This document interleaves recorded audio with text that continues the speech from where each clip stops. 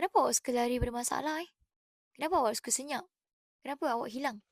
Kenapa awak diam? Cakaplah. Cakaplah. Kau tahu benda ni kan sebenarnya kan. Untuk orang macam aku rasa pressure.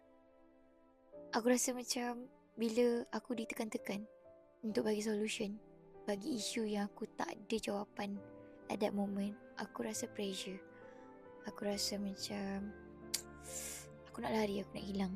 Yeah, I know. That's an avoidance style. Sebab yang avoidant ni, dia akan ambil masa. Dia perlukan ruang untuk dia berfikir, untuk dia cari solution. Senang cerita, bertenang dan bernafas. Tapi tu lah, setengah orang tak faham. Diorang akan rasa macam, itulah kau nak lari daripada masalah. Inilah kau jenis yang tak boleh nak bercakap. Ada isu sikit lari. Ada isu sikit lari. Tu kau lah.